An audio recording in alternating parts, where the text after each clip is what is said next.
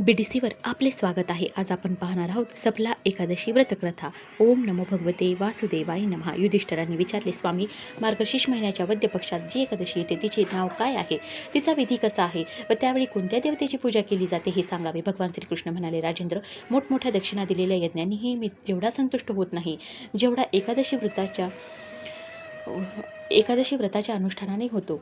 मार्गशीर्ष महिन्याच्या वद्य पक्षात सफला एकादशी येते त्या दिवशी भगवान नारायणाची विधिवत पूजा केली पाहिजे. जसे नागांमध्ये शेषनाग, पक्ष्यांमध्ये गरुड व देवांमध्ये श्री विष्णू श्रेष्ठ आहेत, त्याच प्रकारे सर्व व्रतांमध्ये एकादशी तिथी श्रेष्ठ आहे. राजन, सफला एकादशी नाम मंत्रोच्चाराचे उच्चारण करून श्रीफळ, सुपारी, महाळुंग, लिंबू, जमिरा, लिंबू, डाळिंब, सुंदर आवळे, लवंग, बोरे आणि विशेषतः आंबे अर्पण करून धूपदीपाने श्रीहरीची पूजा केली पाहिजे.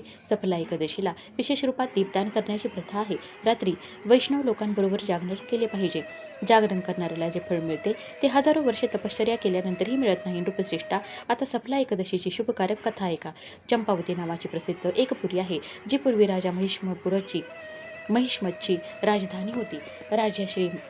राजश्री महिष्मताला 5 मुले होती. त्यांच्यात जो ज्येष्ठ होता तो सदैव पापकर्मातच मग्न राहत असे. तो परस्त्रीग्रामी व वेश्यासक्त होता. त्याने पित्याचे वधन पापकर्मातच खर्च केले. तो नेहमी दुराचार परायण व वैष्णव आणि देवांचीही निंदा करत असे.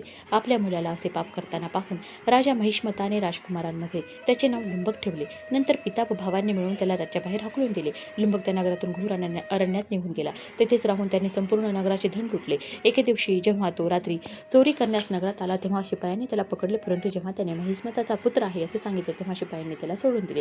नंतर तो परत जंगलात आला व दररोज मांस आणि झाडांची फळे खाऊन उपजीविका करू लागला. त्या दुष्टाचे विश्रांती स्थान पिंपळाच्या झाडाजवळ होते. तेथे अनेक वर्षापासून पिंपळाचे झाड होते. त्या वनात ते झाड एक महान देव मानले जात होते. पापपुती लुंबक तेथेच राहत असे. एके दिवशी पूर्वसंचित पुण्याईच्या प्रभावामुळे त्याच्याद्वारे एकादशीचे व्रत घडले. मार्गशीर्ष महिन्यात वद्य पक्षातील दशमीला पापिष्ट लुंबकाने झाडांची फळे खाल्ली व वस्त्रहीन असल्याने थंडीचा त्रास सहन करावा लागला. त्यावेळी ना त्याला झोप लागली ना आराम मिळाला. तो निष्प्राण होत चालला होता. सूर्योदय झाल्यानंतरही त्या पाप्याला शुद्ध आली नव्हती. सफला एकादशीच्या दिवशी लुंबक बेशुद्ध अवस्थेत पडून राहिला. दुपारी त्याला चेतना आली. मग इकडे तिकडे बघून तो आसनावरून उठला व लंगड्याप्रमाणे अडखळत जंगलात गेला. तो भुकेमुळे अशक्त व त्रस्त झाला होता. राजाने त्यावेळी लुंबक बरीच फळे घेऊन जेव्हा विश्रांतीस्थळी आला त्याच्या क्षणी सूर्यास्त झाला. तेव्हा तो त्या बुंद्यापाशी ती सर्व फळीस अर्पण करून म्हणाला, या फळांचा स्वीकार करून लक्ष्मीपती भगवान नारायणाने संतुष्ट व्हावे. असे म्हणून लुंबक रात्रभर झोपला नाही. अशा प्रकारे अनायासच त्याने हे व्रत केले. त्यावेळी अचानक आकाशवाणी झाली, राजकुमार, तुला सफला एकादशीच्या प्रसादाने राज्य आणि पुत्र लाभ होईल. अतिउत्तम म्हणून त्याने तो वर स्वीकारला. त्यानंतर त्याने रूप दिव्य झाले. तेव्हापासून त्याची उत्तम गती भगवान विष्णूंच्या भजनात लागली. दिव्य आभूषणाने सुशोभित होऊन त्याने निष्कंटक राज्य प्राप्त केले व 15 वर्षे त्याचे संचालन करीत राहिला. त्यावेळी भगवान श्रीकृष्णाच्या कृपेने त्याला मनुज्ञ नावाचा मुलगा झाला. जेव्हा तो मोठा झाला तेव्हा लुंबक लगेच राज्याचा मोह सोडून राज्य मुलावर सोपवून दिले व तो स्वतः भगवान श्रीकृष्णाच्या जवळ गेला, जेथे जाऊन मनुष्य कधी दुःखी होत नाही. राजन, अशा प्रकारे जो सफला एकादशीचे उत्तम व्रत करतो तो इहलोकी सुख भोगून मृत्यूनंतर मोक्षास प्राप्त होतो. संसारात ते लोक धन्य आहेत जे सफला एकादशीचे व्रत नेहमी करतात. त्यांचा जन्म सफल आहे. महाराज, या एकादशीचा महिमा वाचल्याने, ऐकल्याने आणि त्यानुसार आचरण केल्याने मनुष्यास राजसूय यज्ञाचे फळ प्राप्त होते. ओम नमो भगवते वासुदेवाय नमः.